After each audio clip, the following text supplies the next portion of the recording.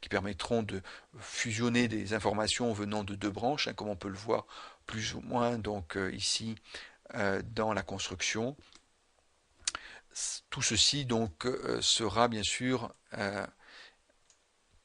construit donc ici dans ce qu'on appelle le node graph, sur lequel on pourra zoomer. Alors les fonctions de déplacement se font en appuyant sur la touche Alt et bouton gauche de la souris. On se déplace latéralement en haut, en bas, à droite et à gauche. Et pour le zoom, on va donc aussi appuyer sur la touche Alt et bouton du milieu de la souris et on balance donc la souris à droite et à gauche, ce qui permet de vers la gauche de dézoomer et vers la droite de zoomer donc sur l'arborescence ici dans le node graph. Vous pouvez toujours utiliser la molette aussi, donc la molette sur la souris permet de zoomer de manière graduelle ou de dézoomer ici donc sur une zone du node graph encore une fois. Donc vous avez la fenêtre ici en bas de navigation du node graph, en bas à droite, qui vous permet de voir dans quelle zone vous vous trouvez. Donc si par exemple je zoome de manière assez forte ici, eh bien je vois, j'ai ma fenêtre donc voilà, qui apparaît ici, qui me montre donc dans quelle zone je me trouve, et je peux la déplacer, et cette fenêtre-là, la déplaçant ici, je me déplace donc à l'intérieur, bien sûr, du node graph, je me balade donc dans le node graph ici, voilà, ici au niveau du viewer, par exemple. Donc on voit que l'utilisation donc de ce node graph est vraiment très simple pour ceux qui ont déjà l'habitude d'utiliser donc des systèmes à base de nodes. Les fonctionnalités restent relativement simples à comprendre, tant en termes de connexion que en termes de navigation. Donc on verra comment on peut connecter les différents trucs et astuces pour connecter rapidement donc deux nodes ou plusieurs nodes même entre eux. En termes de navigation, on a vu que la navigation était relativement simple. Elle se rapproche d'une navigation de logiciels de 3D assez classiques comme Maya par exemple. Ok, donc voilà pour le node graph ici. Alors dans cette partie basse, dans ce pane ici bas central, ici j'ai un deuxième onglet qui automatiquement se met donc un deuxième tab ici qui se met en place, c'est le Curve Editor. Donc le Curve Editor correspond donc aux curves donc d'animation. Ça correspond à quoi? Eh bien quand on va keyframer comme on dit ou faire varier donc des variables dans les différents nodes. Par exemple, si on prend le uCorrect ici et qu'on vient donc je vais réduire ici la fenêtre. Alors en 1024, c'est jamais très simple ici. Mais si on vient dans le uCorrect ici et que l'on fait varier donc par exemple la luminosité, donc on va sélectionner ce point-là et le faire varier ici. On peut très bien donc keyframer, donc mettre une valeur à un temps donné donc sur cette valeur-là, comme par exemple sur d'autres valeurs ici, si je prends donc le grade et sur une valeur linéaire ici que l'on a donc à rentrer, par exemple on va prendre sur le gain, voilà, ok sur le gain, alors je vais essayer de faire apparaître ça de manière simple, hop, voilà, ok, et puis le gain ici qui a un 4, eh bien, je peux très bien le réduire. Donc on voit que le gain réduit, l'image bien sûr s'assombrit en arrière-plan et elle disparaît.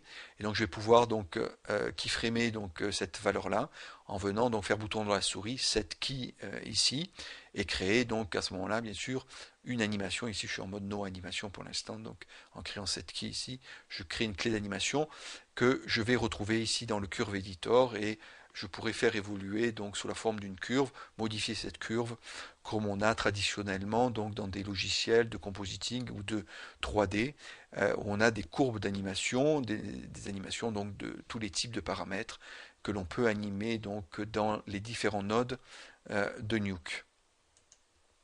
Ok.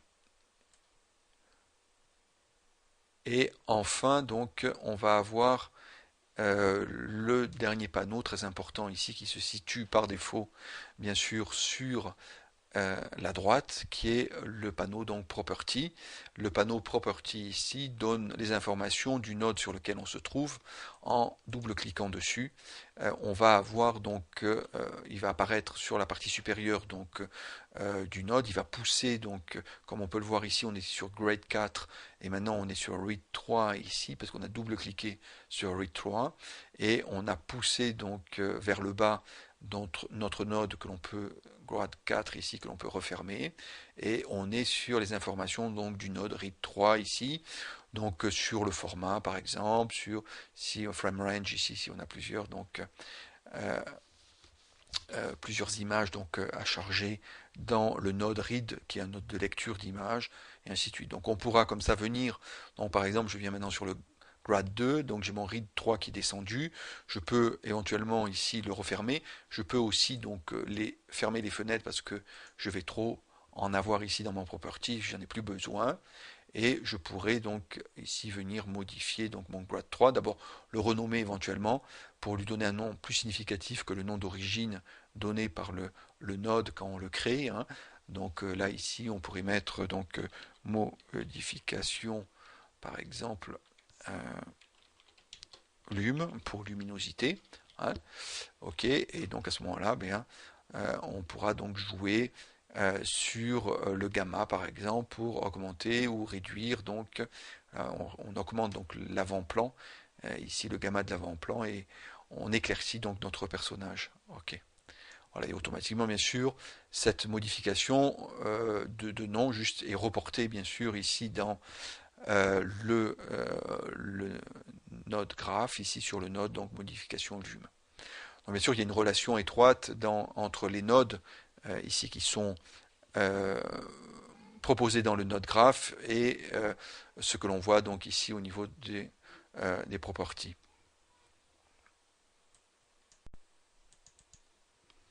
Après avoir vu les différentes fenêtres qui sont à notre disposition dans le layout par défaut dans le logiciel Nuke ici, donc qui est le layout 1 que l'on retrouve ici en tête donc du menu Restore Layout 1 ici, Startup Default, et donc on a vu les différentes fenêtres ou panes ici qui étaient à notre disposition pour réaliser le travail de compositing dans Nuke.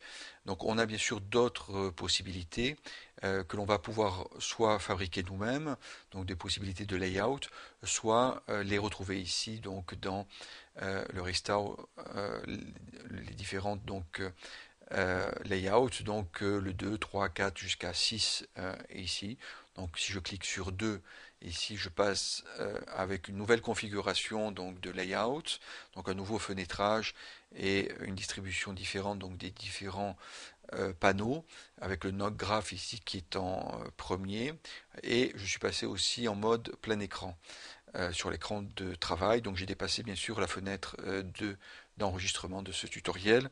Et pour revenir fenêtrer donc le logiciel Nuke qui est en plein écran, j'appuie sur Alt S et Alt S donc me permet de passer d'un mode fenêtré à un mode plein écran et je viens repositionner ici donc ma fenêtre Nuke, mon interface Nuke. Et on voit ici que mon interface Nuke donc est différente.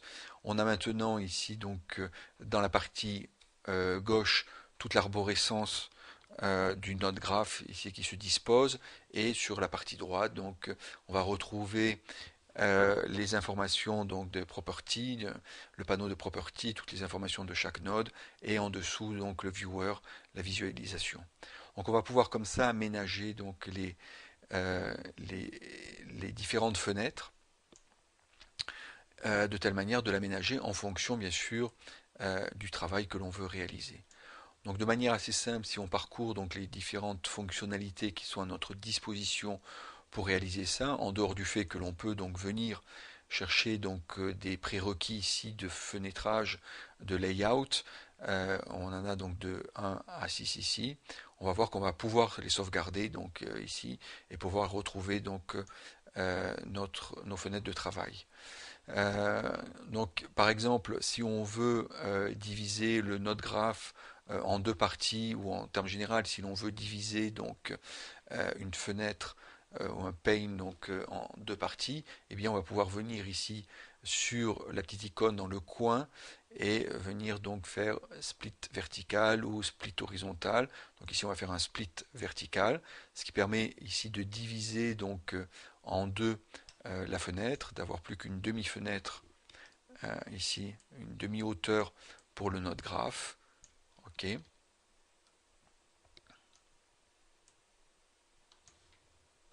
Et de conserver ici dans la partie basse donc une demi-fenêtre pour faire apparaître un autre élément ici. Alors notamment, on peut faire apparaître ici en faisant bouton droit de la souris sur la barre. On retrouve donc nos fonctions split vertical, horizontale. Et puis en descendant ici, on a donc à partir du trait et de Curve Editor, on a les différents donc éléments, donc Curve Editor, Node Graph, Property Bin, Progress Bar, Script Editor et New Viewer. Donc si on veut par exemple une nouvelle fenêtre de visualisation pour comparer deux résultats d'image, ici on va cliquer donc sur New Viewer. OK, et donc on va avoir ce qu'on appelle un deuxième viewer, donc viewer 2. On voit que de l'autre côté, on a viewer 1 ici. Voilà, OK, voilà, ici et ici donc on va juste faire apparaître, voilà, hop, show tab, voilà. Et donc ici en faisant show tab, on fait apparaître